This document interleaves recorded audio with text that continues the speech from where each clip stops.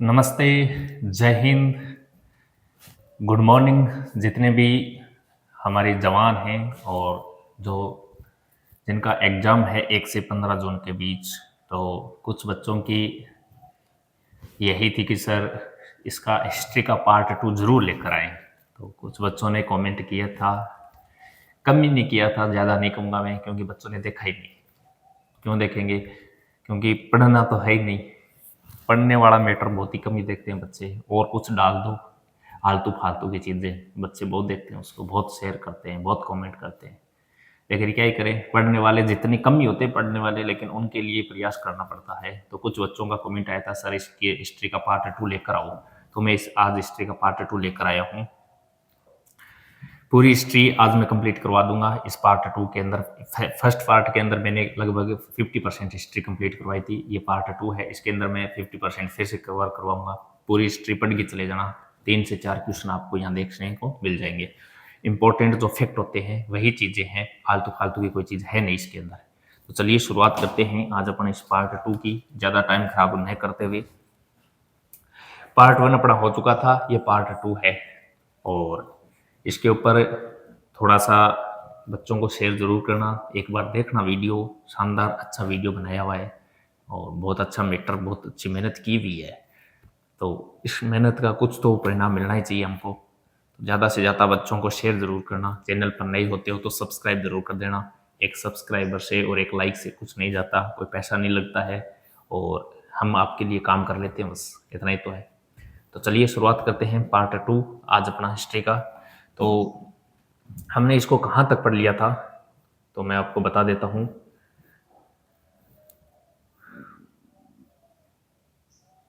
हमने इसका जो ये महाजनपद है ना यहाँ तक इसका पोर्शन हमने पढ़ लिया था गुप्त साम्राज्य तक हमने ये छोड़ा था गुप्त साम्राज्य से आगे अपन पार्ट 2 के अंदर पढ़ेंगे तो आज मैं इसका गुप्त साम्राज्य से संबंधित चीजें बताने वाला हूँ गुप्त साम्राज्य क्या है देखो गुप्त वंश का संस्थापक कौन था श्रीगुप्त था गुप्त वंश था उस गुप्त वंश का संस्थापक था श्रीगुप्त गुप्त वंश प्रथम महान सम्राट चंद्रगुप्त प्रथम था गुप्त वंश का जो प्रथम महान शासक हुआ था ना प्रथम महान शासक या सम्राट वो चंद्रगुप्त प्रथम था यह 319 ईस्वी में गद्दी पर बैठा इसे ही गुप्त वंश का वास्तविक संस्थापक माना जाता है अब गुप्त वंश के संस्थापक से संबंधित तो 2 क्वेश्चन बन जाते हैं गुप्त वंश का संस्थापक श्रीगुप्त माना जाता है लेकिन क्वेश्चन आता है गुप्त वंश का वास्तविक संस्थापक है या प्रतापी शासक कौन था संस्थापक के रूप में तो इसका आंसर रहेगा चंद्रगुप्त प्रथम था जो 319 ईस्वी में इस गद्दी पर बैठा था चंद्रगुप्त प्रथम ने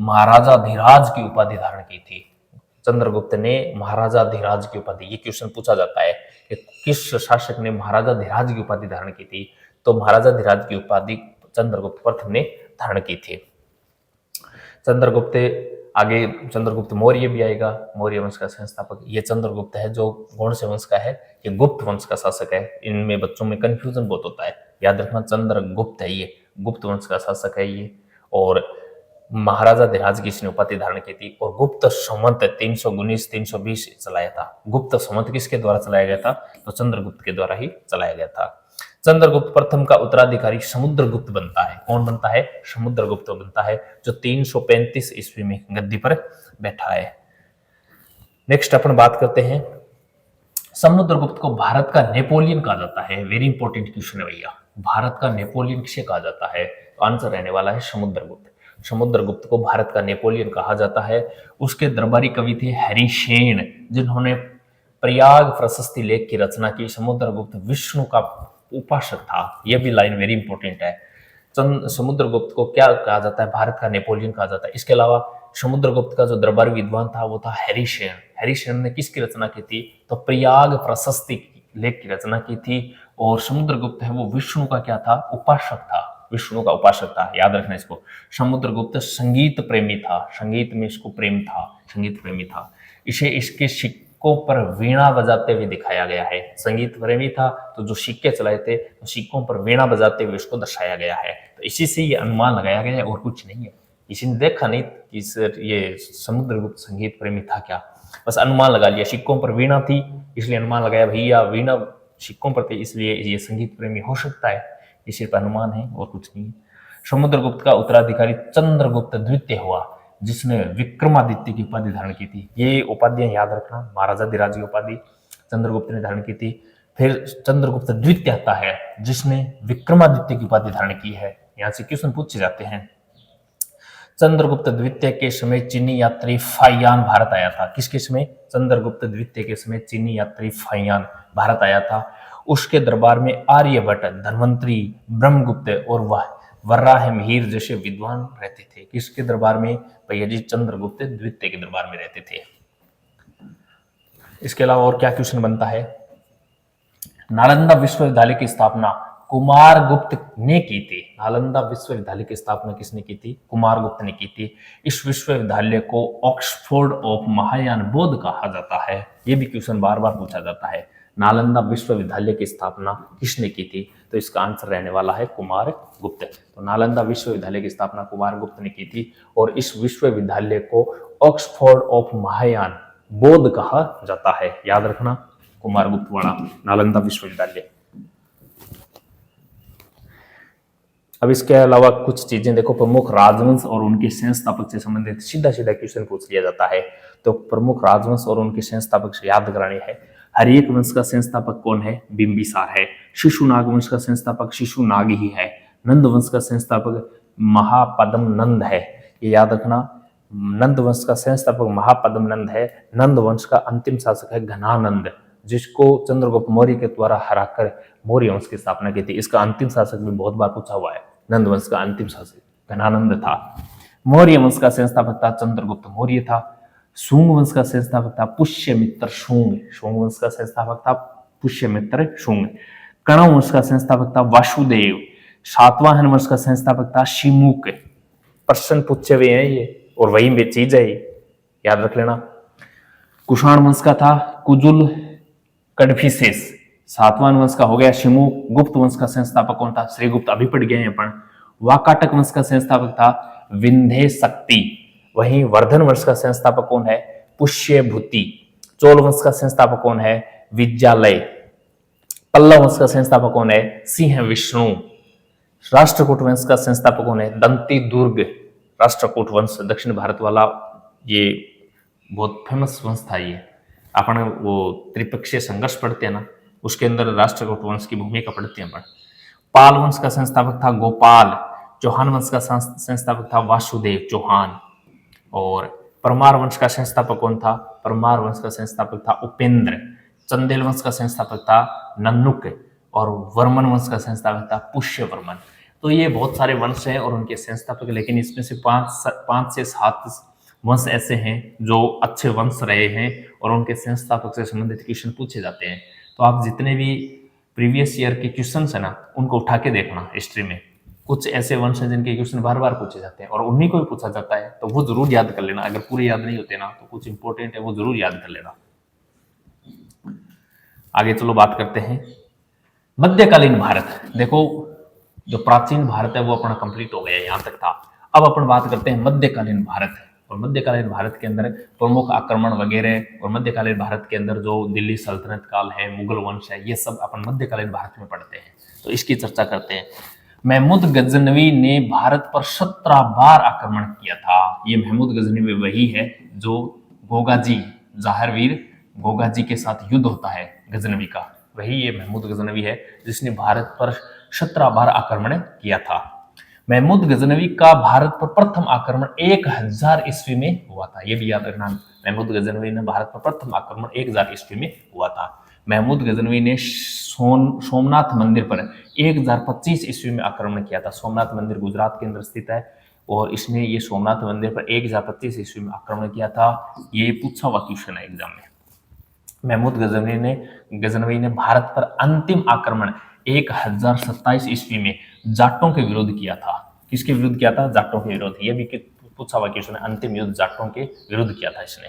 महमूद गोरी ने भारत पर विजय 1192 ईस्वी में तराइन का द्वितीय युद्ध में प्राप्त की थी। आज टेस्ट के अंदर क्वेश्चन आया था मोहम्मद गोरी से संबंधित है। और याद रखना, मोहम्मद गोरी ने भारत पर जो विजय प्राप्त की थी ना, वो 1192 के अंदर तराइन का द्वितीय युद्ध किस किस के बीच में होता है?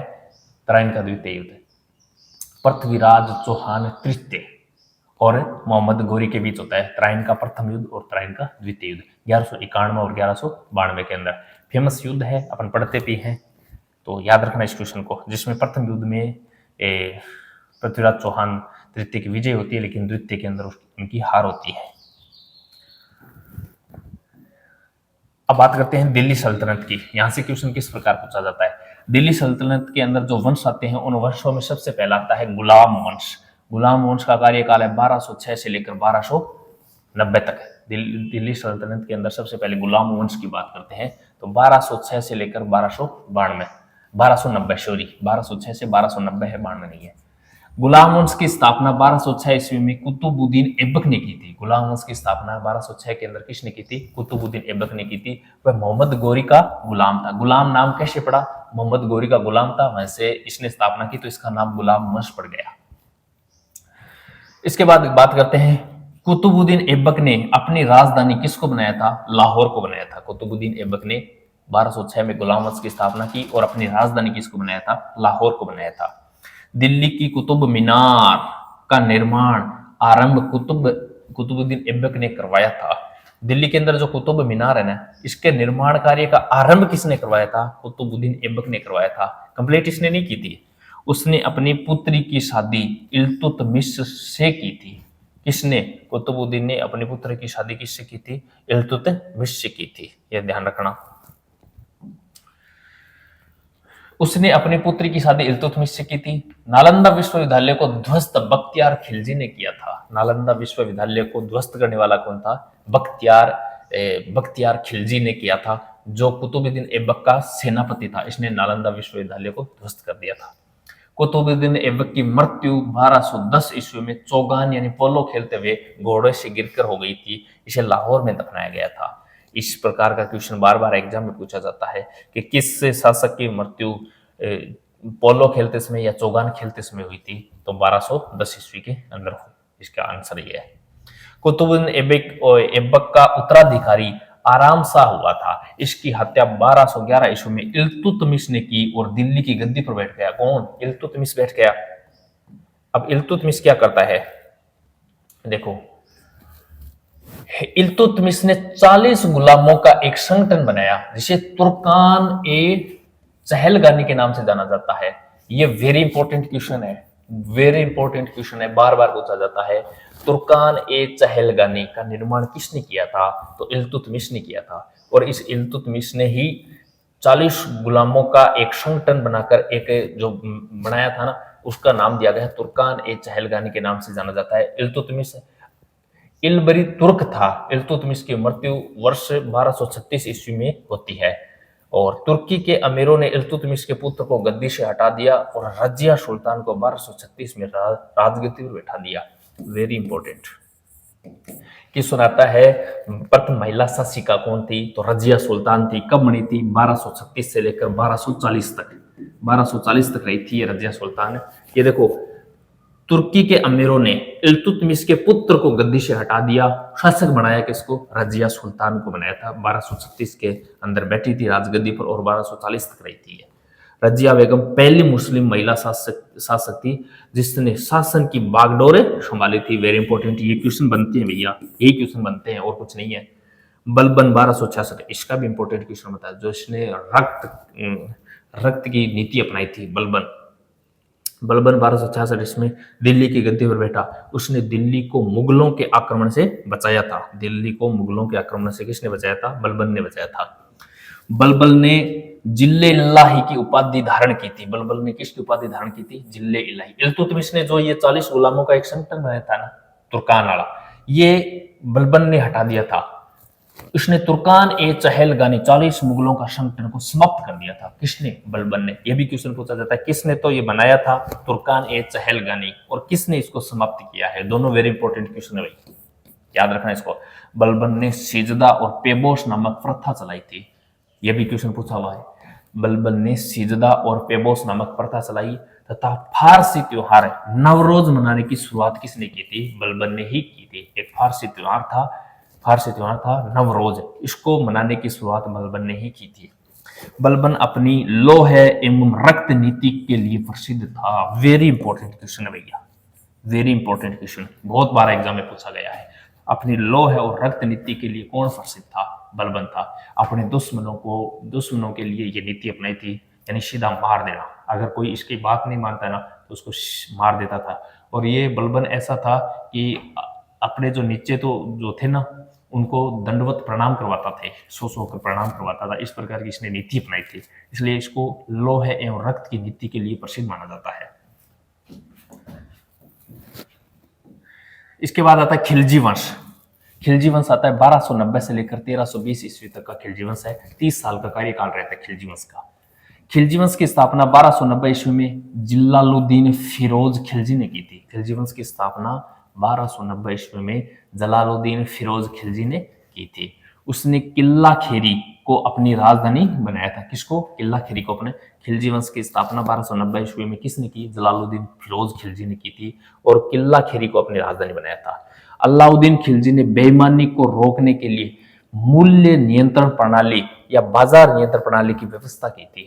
अलाउद्दीन खिलजी ने बेईमानी को रोकने के लिए मूल्य नियंत्रण प्रणाली अपनाई थी। ये किस प्रकार की प्रणाली थी?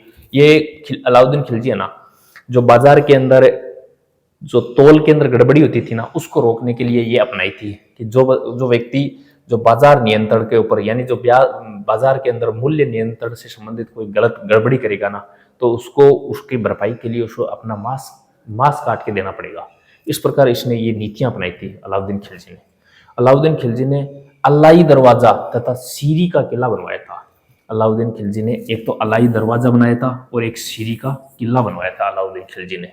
इसके अलावा अलाउद्दीन खिलजी के सेनापति का नाम मलिक काफूर था। ये राजस्थान की हिस्ट्री के अंदर काफी पढ़ते हैं मलिक काफूर। अलाउद्दीन खिलजी के सेनापति का नाम था मलिक काफूर था, जिसने दक्षिण की विजय का सफलतापूर्वक नेतृत्व किया था। मलिक काफूर ये एक हिंजड़ा था। मलिक काफूर इसको दक्षिण भारत से, गुजरात से लेकर आया था। ये कौन? अलाउद्दीन खिलजी, जो अब उसका अपने सेनापति बनाया था इसको, और इसने दक्षिण भारत के अंदर बहुत अच्छा सफलतापूर्वक इसके नेतृत्व किया था अलाउद्दीन खिलजी का। घोड़ों को दागने तथा सैनिकों का हुलिया लिखने की प्रथा का आरंभ अलाउद्दीन खिलजी ने ही किया था। घोड़ों को दागने, देखो, घोड़ों को दागने और सैनिकों का हुलिया लिखने की प्रथा का आरंभ किसने किया था? अलाउद्दीन खिलजी ने किया था। अच्छा क्वेश्चन है, पूछा जाता क्वेश्चन है। सैनिकों का हुलिया, यानी सैनिक की शक्ल देख के बता देता था कि ये सैनिक कैसा है, किस प्रकार का सैनिक है ये। इस प्रकार ये अलाउद्दीन खिलजी था। उसने सिकंदर ए शानी की उपाधि धारण की थी। किसने? अलाउद्दीन खिलजी ने सिकंदर ए शानी की उपाधि धारण की थी और उसकी मृत्यु 1316 ईस्वी में हुई थी। आगे बात करते हैं तुगलक वंश की। 1320 से 1414 ईस्वी, लगभग 100 साल का कार्यकाल होता है तुगलक वंश का, लगभग 100 साल का कार्यकाल। चलो तुगलक वंश में क्या होता है। 1320 ईस्वी में गयासुद्दीन तुगलक ने नासिरुद्दीन खुसरो शाह को पराजित करके दिल्ली के सिंहासन पर बैठा था। तुगलक वंश में क्या होता है? 1320 ईस्वी में गयासुद्दीन तुगलक ने नासिरुद्दीन खुसरो शाह को पराजित करके दिल्ली की राजगद्दी पर बैठता है और वहां से तुगलक वंश की स्थापना होती है 1320 से 1414। गयासुद्दीन तुगलक ने दिल्ली में तुगलकाबाद, गयासुद्दीन तुगलक ने दिल्ली में तुगलकाबाद, आज भी तुगलकाबाद है दिल्ली में, तो ये किसके द्वारा बसाया गया था? गयासुद्दीन तुगलक के द्वारा बसाया गया था, स्थापना की थी। उसकी मृत्यु 1325 ईस्वी में जोना खां द्वारा निर्मित लकड़ी के महल के नीचे दबकर हो गई थी। यह गयासुद्दीन तुगलक वही है जिसकी मृत्यु जोना खां द्वारा निर्मित एक लकड़ी का महल था, उस लकड़ी के महल में दबकर हुई थी। निजामुद्दीन औलिया पढ़ते हैं अपन, निजामुद्दीन औलिया, ये निजामुद्दीन औलिया और इस गयासुद्दीन तुगलक की मिलती नहीं थी, तो ये निजामुद्दीन औलिया को बोलता है कि मैं दिल्ली आ रहा हूं, तो गयासुद्दीन तुगलक ने कहा था दिल्ली अभी दूर है, यानी इस प्रकार का शब्द बोला था, दिल्ली अभी दूर है। और दिल्ली पहुंचने से पहले पहले ही क्या हुआ था, ये गयासुद्दीन तुगलक है ना, इसकी एक लकड़ी के महल के अंदर दबकर मृत्यु हो गई थी। तो ये क्वेश्चन पूछा जाता है कि दिल्ली अभी दूर है, गयासुद्दीन तुगलक के बारे में किसने कहा था? तो ये निजामुद्दीन औलिया ने कहा था। अच्छा क्वेश्चन बनता है ये। मोरको यात्री इब्न बतूता मोहम्मद बिन तुगलक के दरबार में 1333 ईस्वी में आया। उसने रेहला नामक पुस्तक लिखी थी। अच्छा क्वेश्चन है। मोरको यात्री था इब्न बतूता, मोरको का यात्री इब्न बतूता मोहम्मद बिन तुगलक के दरबार में आया था 1333 ईस्वी में, और इसने रेहला नामक पुस्तक लिखी थी। किसने? इब्न बतूता ने। मोहम्मद बिन तुगलक ने दिल्ली सल्तनत की राजधानी दिल्ली से देवगिरी यानी दौलताबाद स्थानांतरित की। उसकी मृत्यु 1351 में हो गई थी। मोहम्मद बिन तुगलक क्या करता है, जो दिल्ली सल्तनत की राजधानी थी ना, उसको ये थोड़ा सा ऐसे समझता था कि यहाँ सुरक्षित नहीं है ये राजधानी, तो इस राजधानी को अपन क्या करते हैं, दक्षिण की तरफ लेके जाते हैं। दक्षिण की तरफ वहां देवगिरी दौलताबाद स्थानांतरित कर दी थी, और वो अव्यवस्थित सी थी, और वहां उसकी मृत्यु हो गई थी 1351 ईस्वी में मृत्यु हो गई थी इसकी। आगे क्या है, 1351 ईस्वी में फिरोज शाह तुगलक शासक बनता है, और वह ब्राह्मणों पर जजिया कर लगाने वाला पहला मुसलमान शासक बनता है। ये क्वेश्चन पूछा हुआ है, ब्राह्मणों पर जजिया कर लगाने वाला पहला मुसलमान कौन था, तो ये था फिरोज शाह तुगलक। जजिया कर फिरोज शाह तुगलक के द्वारा लगाया गया था सबसे पहले ब्राह्मणों पर। आगे बात करते हैं सैयद व लोधी वंश की बात करते हैं। सैयद वंश है ना, वो 1414 से 1451 ईस्वी के बीच होता है, और इसकी स्थापना खिज्जर खां के द्वारा की गई थी, और ज्यादा इसके अंदर कुछ है नहीं विशेष। एक लोधी वंश, लोधी वंश की स्थापना 1451 से, लोधी वंश का कार्यकाल 1451 से 1526 ईस्वी का कार्यकाल रहता है, और इसकी स्थापना बहलोल लोधी के द्वारा की गई थी। 1526 के बाद मुगल वंश आ जाता है, तो दिल्ली सल्तनत काल के अंदर इतना ही शासन था। अब मुगल वंश की बात करते हैं आगे। लोधी वंश के बाद कौन सा वंश आता है, मुगल साम्राज्य, मुगल वंश। देखिए मुगल साम्राज्य की बात करते हैं तो बाबर 1526 से 1530 का कार्यकाल बाबर का रहता है। पानीपत का प्रथम युद्ध 1526 ईस्वी में बाबर और इब्राहिम लोधी के बीच, लोधी वंश का ये अंतिम शासक था इब्राहिम लोधी, ये इसको हरा देता है बाबर आके। तो 1526 के अंदर पानीपत का प्रथम युद्ध, वेरी इंपॉर्टेंट है, जो युद्ध पढ़ते हैं उसमें पूछा जाता है बार बार, पानीपत का प्रथम युद्ध कब हुआ था और किसके बीच हुआ था। तो पानीपत का प्रथम युद्ध 1526 में बाबर और इब्राहिम लोधी के बीच होता है, याद रखना इसको, जिसमें बाबर की जीत होती है। इसमें पहली बार तुलगमा युद्ध पद्धति का प्रयोग किया जाता है, तुलगमा युद्ध पद्धति का प्रयोग होता है इसके अंदर। फिर आता है खानवा का युद्ध 1527 ईस्वी के अंदर, बाबर और राणा सांगा के बीच होता है। बाबर की जीत होती है, उसने गाजी की उपाधि धारण की तथा जिहाद का नारा दिया था। किस युद्ध के अंदर, खानवा का युद्ध 1527 के अंदर बाबर और सांगा के बीच होता है। फिर होता है चंदेरी का युद्ध, चंदेरी का युद्ध होता है 1528 के अंदर बाबर और मेदिनी रॉय के मध्य। चंदेरी का युद्ध होता है 28 के अंदर बाबर और मेदिनी रॉय के बीच होता है, जिसमें बाबर की जीत होती है। घाघरा का युद्ध होता है 1529 ईस्वी के अंदर, बाबर और बंगाल तथा बिहार की संयुक्त अफगान सेना के बीच होता है, जिसमें बाबर की जीत होती है। तो बाबर आता है 1526 के अंदर, 4 युद्ध करता है और चारों युद्ध जीत लेता है ये, ठीक है ना। इसकी एक ट्रिक भी है, देखो, बाबर आया, पानी पिया,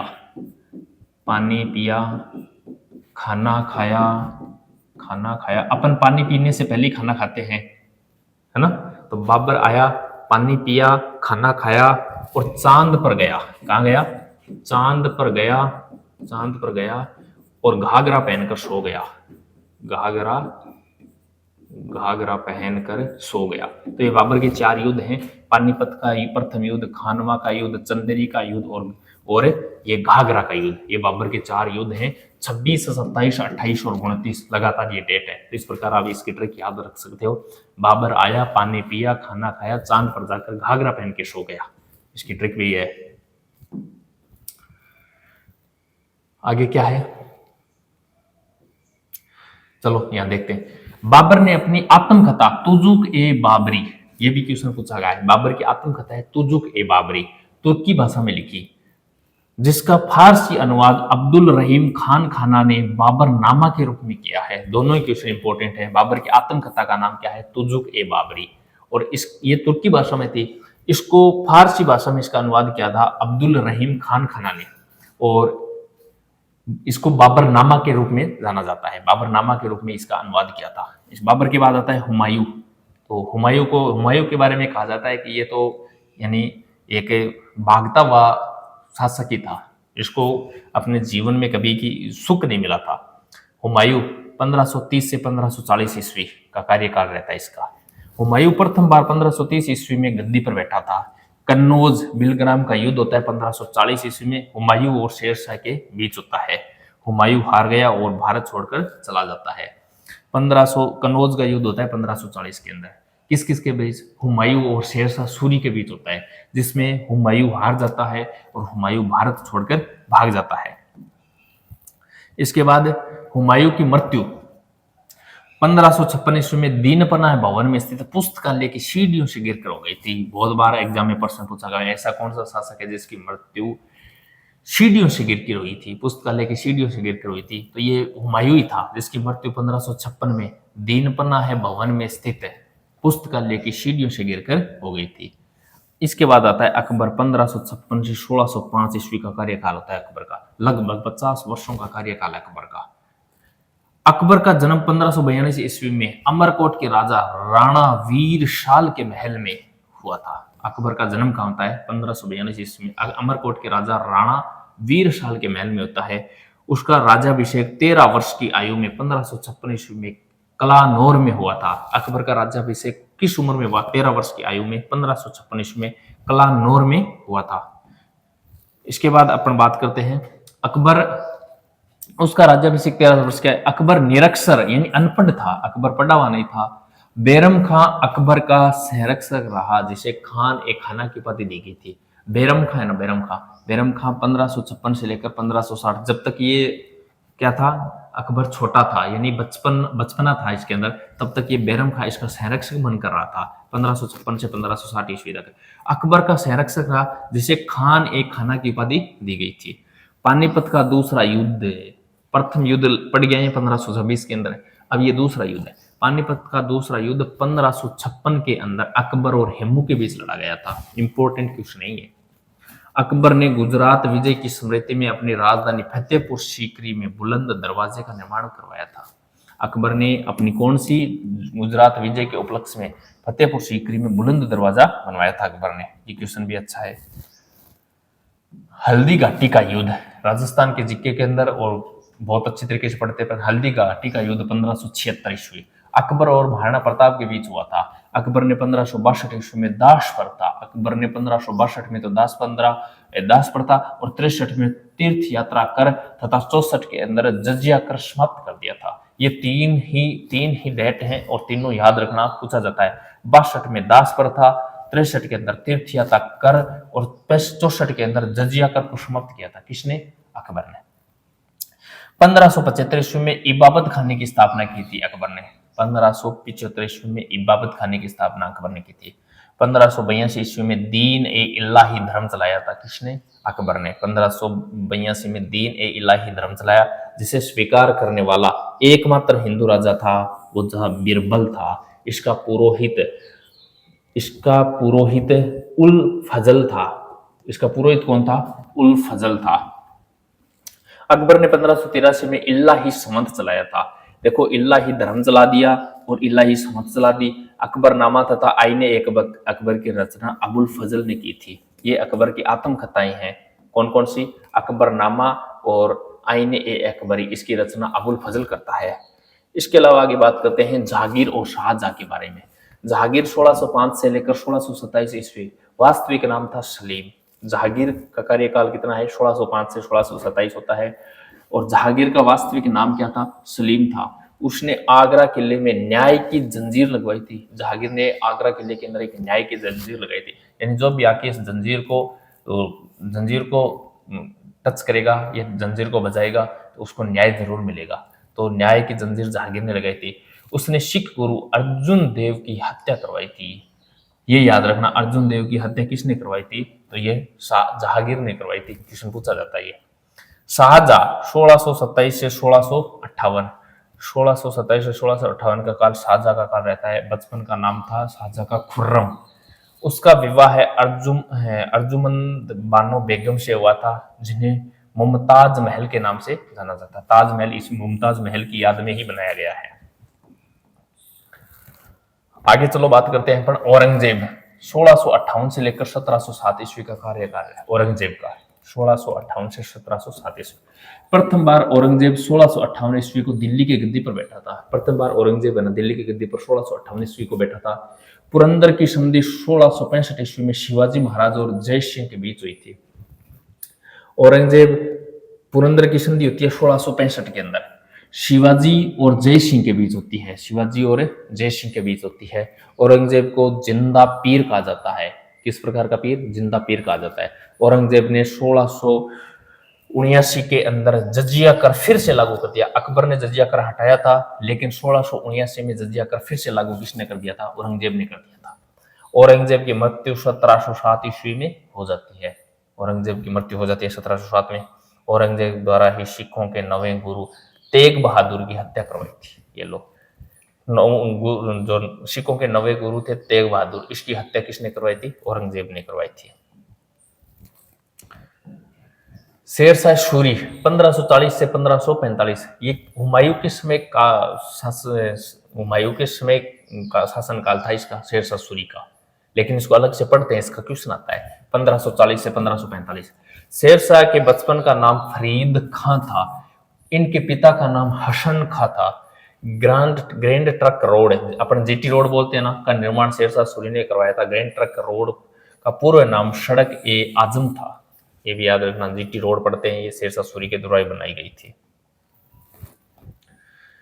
मुगल काल के प्रमुख तथ्य क्या है? देखो, मुगल काल के प्रमुख है, मुगल काल की राजधानी मुगल काल की राजभाषा थी फारसी। मुगल काल की राजभाषा क्या थी? फारसी थी। औरंगजेब एक कुशल वीणावादक था। औरंगजेब एक कुशल यानी अच्छा वीणावादक था, जबकि अकबर नगाड़ा बजाता था। अकबर नगाड़ा बजाता था, नगाड़ा वादक था।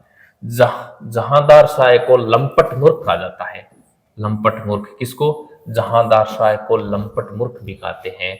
मुगल शासक महमूद शाह को रंगीला बादशाह भी कहते हैं। मुगल शासक महमूद शाह को रंगीला बादशाह भी कहते हैं। ये महमूद शाह मुगल वंश के अंदर महमूद शाह था, जिसको रंगीला बादशाह कहते हैं। ये कभी के क्या महिलाओं के कपड़े पहन के दरबार में दौड़ता था, इस प्रकार का काम करता था, इसलिए इसको रंगीला बादशाह कहा जाता है। नादिर शाह ने भारत पर आक्रमण 1739 ईस्वी में किया था। वह अपने साथ मयूर सिंहासन ले गया। नादिर शाह के सेनापति का नाम अहमद शाह अब्दाली था। ये क्वेश्चन पूछा जाता है, नादिर शाह ने भारत पर आक्रमण कब किया था? तो नादिर शाह ने भारत पर आक्रमण किया था 1739 ईस्वी के अंदर। ये पूछा हुआ क्वेश्चन है। नेक्स्ट बात करते हैं, अंतिम मुगल बादशाह बहादुर शाह जफर द्वितीय था, जिसे 1857 की क्रांति का क्या बनाया गया था? ये जो 1857 की क्रांति का जो मुख्य राजा बनाया गया था, मुख्य जो बनाया गया था, वो इस बहादुर शाह जफर को बनाया गया था। बहादुर शाह जफर द्वितीय जो अंतिम मुगल बादशाह। अंग्रेजों ने बहादुर शाह जफर द्वितीय को निर्वासित करके रंगून भेज दिया गया था और उनकी वहीं मृत्यु हो गई थी। जो 1857 की क्रांति में बहादुर शाह जफर को नेता बनाया गया था, प्रमुख नेता बनाया गया था, किसका? 1857 की क्रांति का। तो अंग्रेजों ने क्या किया? इनको पकड़ा और पकड़ के यहाँ रंगून भेज दिया गया था। रंगून कहाँ? म्यांमार में स्थित है, वहां भेज दिया गया, वहीं उनकी मृत्यु हुई। इसके अलावा कुछ ऐतिहासिक युद्ध और किसके मध्य हुए थे और उनकी विजय क्या है, ये एक ही अपन सारणी में पढ़ लेते हैं।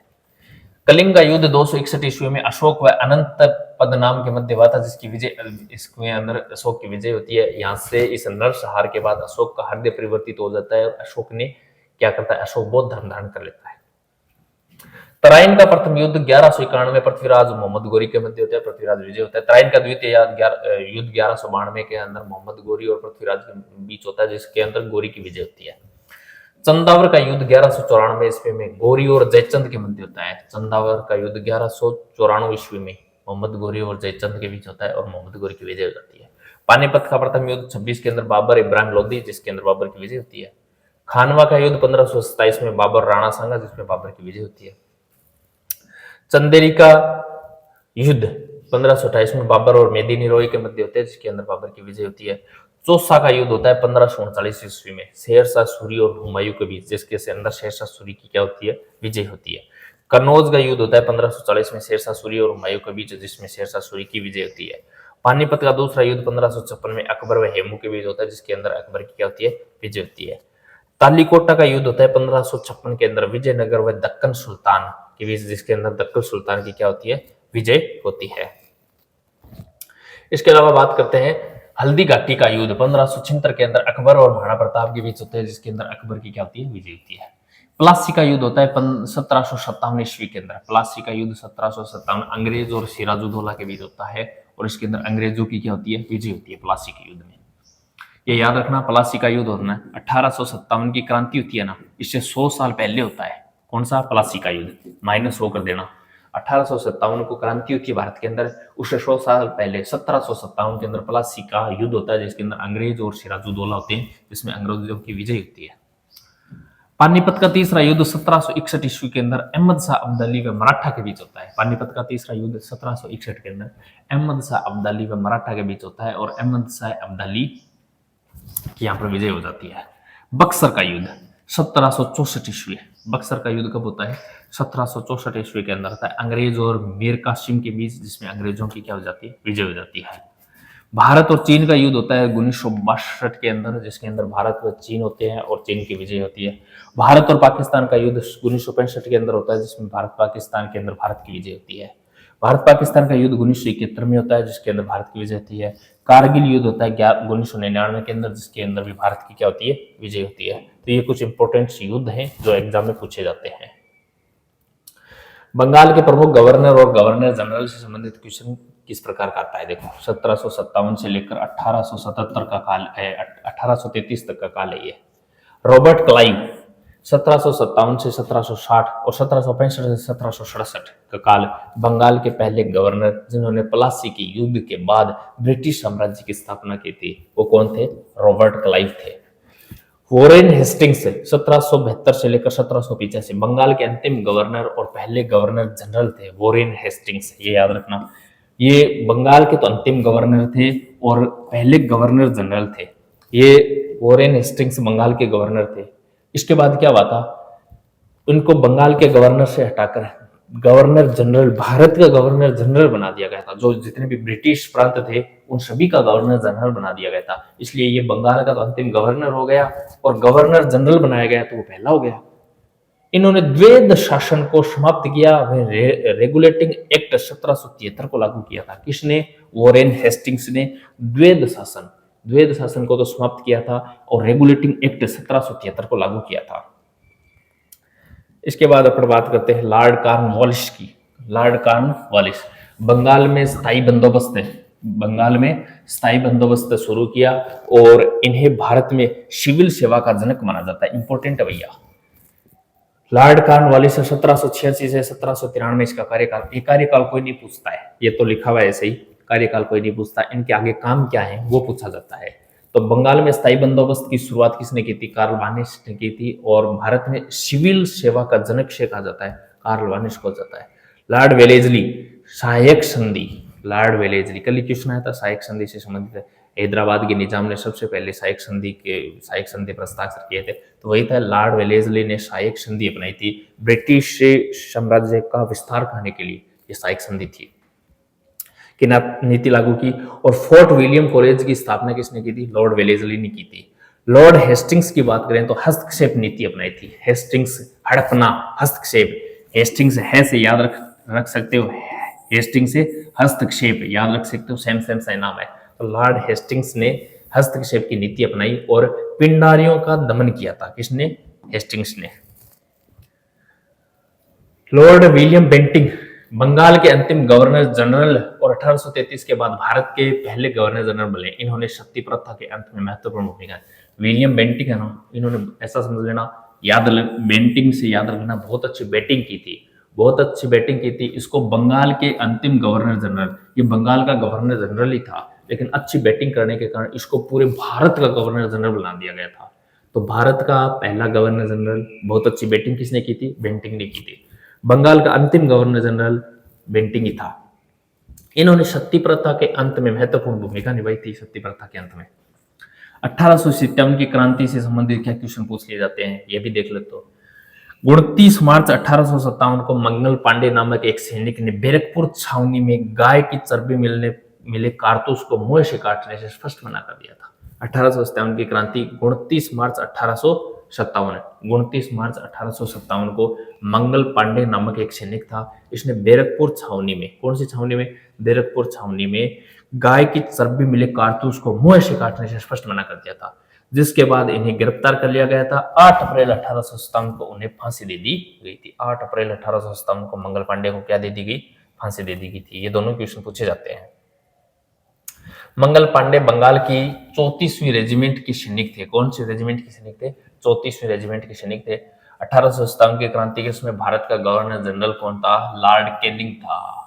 1857 के समय जो क्रांति थी, उस क्रांति के समय भारत का गवर्नर जनरल कौन था? तो इसका आंसर है लॉर्ड कैनिंग था। यह क्रांति 10 मई 1857 को मेरठ से शुरू हुई थी। भारत के मध्य में क्या है? मेरठ, और मेरठ से शुरुआत होती है कब? 10 मई 1857 को। मई मेरठ याद रख सकते हो, 10 मई मेरठ को क्रांति की शुरुआत होती है। क्रांति के प्रमुख केंद्र और नेतृत्व की बात करते हैं। देखो, प्रमुख केंद्र, नेतृत्व और दमनकर्ता की बात करते हैं। दिल्ली के अंदर जो क्रांति हुई, प्रमुख नेतृत्व करता थे बहादुर शाह जफर, जिसको क्रांति का नेता बनाया गया था। अंग्रेजों ने इसे पकड़कर रंगून भेज दिया गया था, वही है बहादुर शाह जफर सेकेंड। और बख्त खां। दमन करता था जॉन निकोलसन और हेडसन था। कानपुर में क्रांति के नेतृत्व करता नाना साहेब और तात्या टोपे थे, और यहाँ दमन करता था केप बेल। झांसी के अंदर क्रांति का नेतृत्व करता था रानी लक्ष्मीबाई थी, और यहाँ दमन करता था ह्यू रोज, जनरल ह्यू रोज। इलाहाबाद जिसे वर्तमान प्रयागराज कहा जाता है, यहाँ नेतृत्व करता लियाकत अली था। इलाहाबाद के अंदर नेतृत्व करता था लियाकत अली। यहाँ जो दमन करता था वो था कर्नल नील। बरेली के अंदर नेतृत्व किया था खान बहादुर खान ने, और यहाँ पर कैपबेल ने ही दमन किया था। फैजाबाद का नेतृत्व किया था मौलवी अहमदुल्ला। अब देखिए, ये जो दमन करता है ना, इसको एग्जाम में कोई नहीं पूछता है।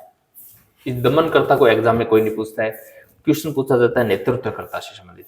तो ये दोनों याद रखने हैं कि बरेली के अंदर नेतृत्व किसने किया था, फैजाबाद में नेतृत्व किसने किया था, इससे क्वेश्चन पूछा जाता है। तो फैजाबाद के अंदर मौलवी अहमदुल्ला ने नेतृत्व किया था। जगदीशपुर बिहार के अंदर है, कुंवर सिंह ने नेतृत्व किया था। लखनऊ के अंदर बेगम हजरत महल, वेरी इंपॉर्टेंट है, बहुत बार एग्जाम में प्रश्न पूछा है। लखनऊ में क्रांति का नेतृत्व किसने किया था? बेगम हजरत महल ने किया था। कुछ से अन्य महत्वपूर्ण तथ्य देख लेते हैं। 1857 की क्रांति का प्रमुख चिन्ह क्या था? कमल व रोटी था, ये याद रखना। 1857 की क्रांति में प्रमुख जो चिन्ह थे वो कमल व रोटी थे।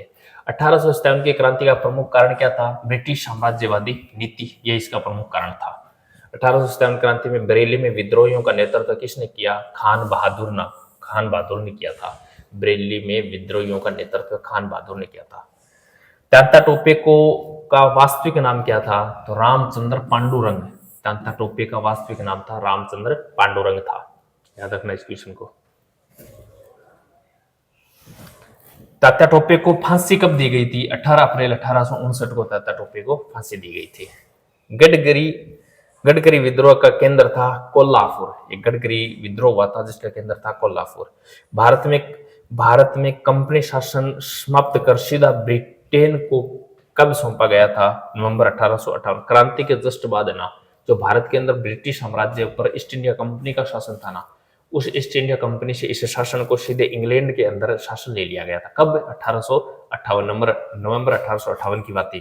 क्रांति के बाद भारत में कंपनी का शासन समाप्त कर सीधा ब्रिटेन को कब सौंपा गया था? तो ये नवंबर 1858 की बात है, क्रांति के बाद।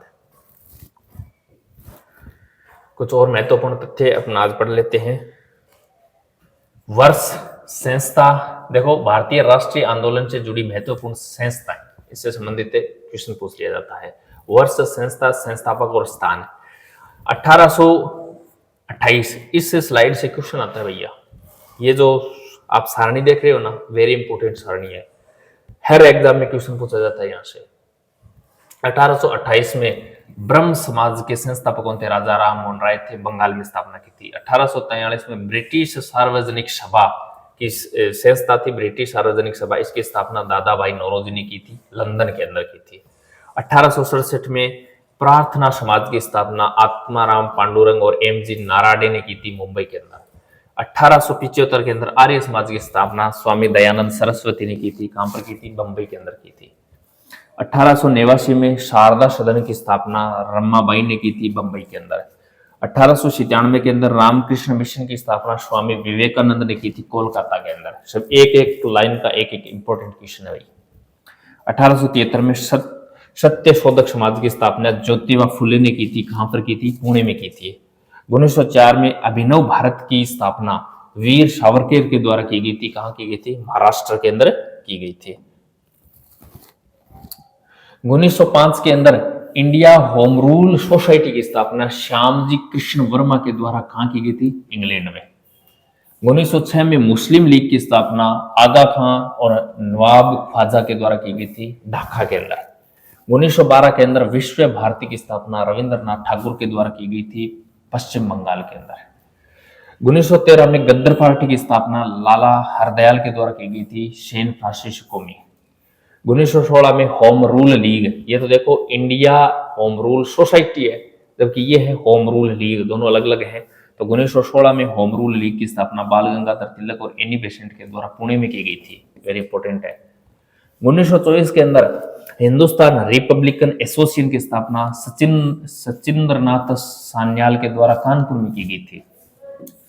1928 के अंदर हिंदुस्तान सोशलिस्ट रिपब्लिकन की स्थापना चंद्रशेखर आजाद के द्वारा दिल्ली में की गई थी, इंपॉर्टेंट क्वेश्चन है।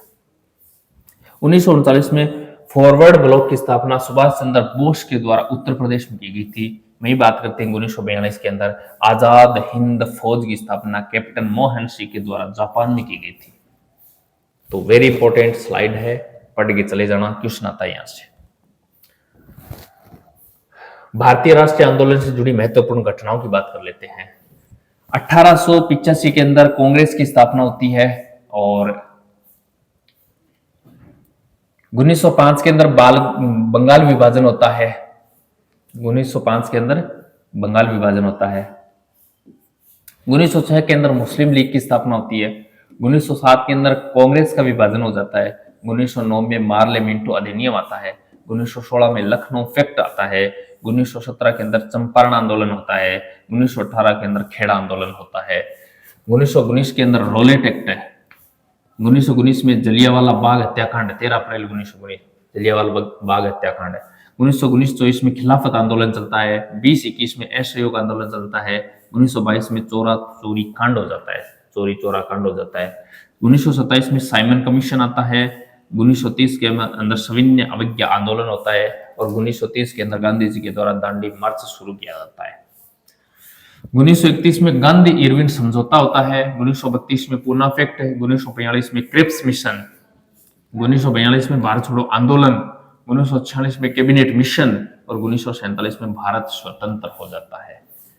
तो ये वेरी इंपॉर्टेंट चीजें थी, बहुत इंपॉर्टेंट है, इन चीजों को पढ़ जाना, इनसे बाहर आपके कोई क्वेश्चन नहीं आएगा।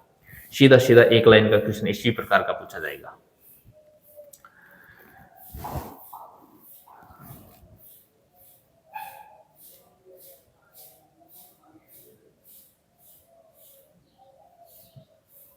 यहाँ देखो भारतीय राष्ट्रीय कांग्रेस से संबंधित कुछ बातें पढ़ लेते हैं। भारतीय राष्ट्रीय कांग्रेस 28 दिसंबर 1885 को भारतीय राष्ट्रीय कांग्रेस के प्रथम अध्यक्ष, भारतीय राष्ट्रीय कांग्रेस की स्थापना ए.ओ. ह्यूम के द्वारा की गई थी और प्रारंभ इसका नाम भारतीय राष्ट्रीय संघ रखा गया था, जिसके बाद दादा भाई नौरोजी के सुझाव पर बदलकर भारतीय राष्ट्रीय कांग्रेस रखा गया था। स्थापना किसने की थी? ए.ओ. ह्यूम के द्वारा। प्रथम अध्यक्ष का बनर्जी था, ये याद रखना, ए.ओ. ह्यूम के द्वारा इसकी स्थापना की गई थी। कांग्रेस के प्रथम प्रमुख जो अधिवेशन है जिससे क्वेश्चन पूछ लिया जाता है, तो चलो बात करते हैं।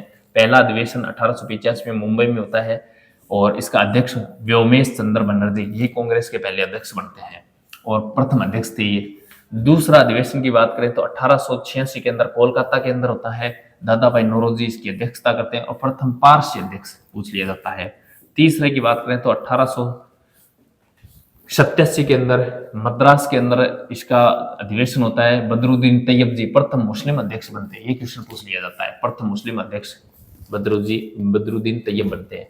1888 में इलाहाबाद के अंदर जॉर्ज यूले की अध्यक्षता में इसका सम्मेलन होता है। प्रथम अंग्रेज अध्यक्ष था जॉर्ज यूले।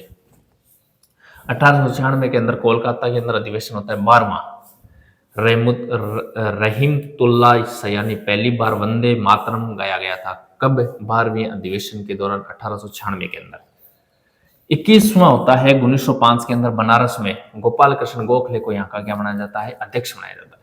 22वां अधिवेशन होता है 1906 के अंदर कोलकाता के अंदर। दादा भाई नौरोजी को अध्यक्ष बनाया जाता है। पहली बार स्वराज शब्द का प्रयोग हुआ था, ये क्वेश्चन पूछे जाते हैं।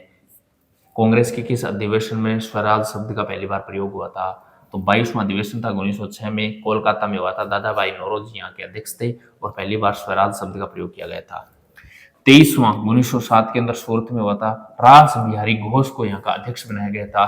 कांग्रेस का प्रथम विभाजन हुआ था। कांग्रेस का प्रथम विभाजन हुआ था 1907 के अंदर। 24वां अधिवेशन 1908 के अंदर मद्रास में हुआ था। डॉक्टर रास बिहारी घोष कांग्रेस विधानसभा का निर्माण होता है। कांग्रेस संविधान का निर्माण होता है यहाँ पर। 27वां अधिवेशन होता है 1911 में कोलकाता में। विश्व नारायण धर इसके अध्यक्ष बनते हैं और पहली बार जनगण मन गाया गया था। ये लोग पहली बार जनगण गण कहाँ गया था? 27वें अधिवेशन के अंदर कोलकाता में 1911 के अंदर। 32वां अधिवेशन होता है 1916 में लखनऊ के अंदर। अंबिका चरण मजूमदार मुस्लिम लीग से समझौता हो जाता है। 33वां अधिवेशन 1917 के अंदर कोलकाता में होता है। एनी बेसेंट इसकी अध्यक्ष बनती है। ये पहली महिला अध्यक्ष भी यही होती है, एनी बेसेंट। कब बनती है? 1917 के अंदर प्रथम महिला अध्यक्ष। ये देख लो, इसका क्वेश्चन आज ही आया था टेस्ट के अंदर। इसके अलावा बात करते हैं अपन 40वां अधिवेशन 1924 के अंदर बेलगांव में होता है और एकमात्र जहां महात्मा गांधी इसके अध्यक्ष बनते हैं। वेरी इंपॉर्टेंट है, क्वेश्चन पूछा जाता है।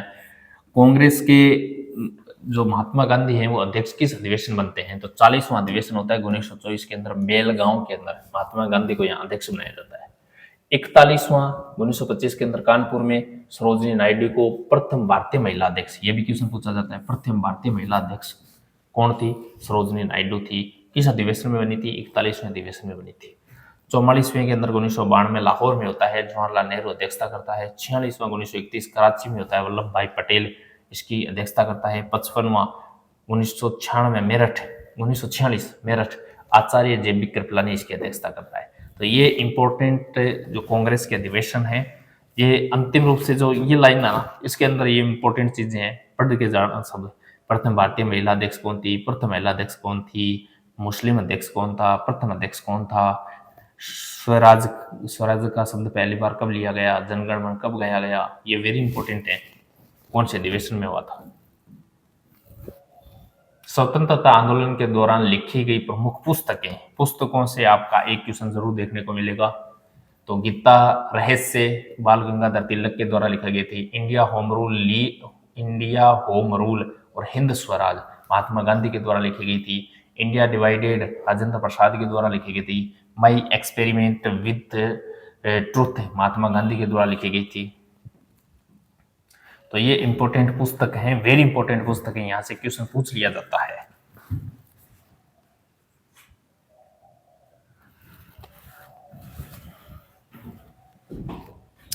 तो ये बुक में पढ़ के आपको नहीं सुनाऊंगा, ये स्लाइड दिखा रहा हूं आपको, पढ़ लेना इसको और एक बार दो बार पढ़ लेना। बुक और उनके लेखक, बुक और उनके लेखक, ये बहुत सारा मैटर है, इसको पढ़ के सुनाने से कोई मतलब नहीं करता, ये आपको रटनी ही पड़ेगी, ये ऐसे याद नहीं रहेंगे। 2-4 बार पढ़ोगे अपने आप याद हो जाएंगे। कुछ तो इंपॉर्टेंट है जो बार बार ही पूछी जाती है, तो उनको पढ़ लेना। जैसे रिडल्स इन हिंदुइज्म, ये भीमराव अम्बेडकर की पुस्तक है, पूछा हुआ क्वेश्चन नहीं है। तो कुछ इंपॉर्टेंट पुस्तकें हैं, उनको बार बार 2-3 बार पढ़ लेना। मैं इसको दिखा देता हूँ अच्छी तरीके से, इस स्लाइड को स्क्रीनशॉट ले लेना, इसका स्क्रीनशॉट ले सकते हो इसका। और अब इसका ले लो, सबको एक जगह कर देता हूं, ये लो, अब स्क्रीनशॉट ले लो। सभी बुकें इंपॉर्टेंट हैं, कहीं और आपको पढ़ने की आवश्यकता नहीं होगी, इन बुकों को पढ़ लेना। आप स्क्रीनशॉट ले लो इसका। चलिए, तो ये अपनी पूरी हिस्ट्री मैंने कंप्लीट करवा दी है। जितना मैटर मैंने तैयार किया था और जितना आपके मैटर आता है वही मैटर है, इसके अलावा कुछ मत पढ़िए जाना, मेरी मानो तो इसके अलावा कुछ मत पढ़ के जाना। ये इतना जो हिस्ट्री है ये पढ़ के चले जाना, क्वेश्चन मिल जाएंगे आपको। ये मैंने पूरी हिस्ट्री कंप्लीट करवा दी है और ज़्यादा से ज़्यादा दोस्तों को शेयर ज़रूर करना इस वीडियो को, और लाइक करना, कमेंट करना कैसा लगा, और वीडियो अच्छा लगे तो अपने दोस्तों को शेयर कर देना। चैनल पर नहीं है तो सब्सक्राइब कर देना। बहुत सारी मेहनत की गई है, इसको मैटर को मैंने अच्छे बुकों से अच्छे क्वेश्चंस थे वो मैंने निकाले हैं, निकालने के बाद उसको टाइप करवाया गया है। मेरी कोशिश थी किसी टीचर से पढ़वाने की, लेकिन मुझे कोई टीचर मिला नहीं, इसलिए मैंने ही आपको पढ़ा दिया है। ज़्यादा हार्ड चीज़ें हैं नहीं, ये तो हिस्ट्री वगैरह हार्ड चीज़ें नहीं होती है, ज्योग्राफी जीके हार्ड नहीं होता है, पढ़ने वाला होना चाहिए, अरे पढ़ने वाला होना चाहिए। और इसके अंदर समझाने वाली कोई है तो बात तो है नहीं, गांधी जी हैं, इसके अंदर कोई फॉर्मूला तो लगता नहीं है कि गांधी जी ऐसे तैयार होते हैं। तो चीज़ें हैं, पढ़नी है, पढ़ के चले जाना, क्वेश्चन मिल जाएगा। तो आज के लिए इतना ही, बाकी पढ़ेंगे नेक्स्ट क्लास में। जय हिंद, जय भारत।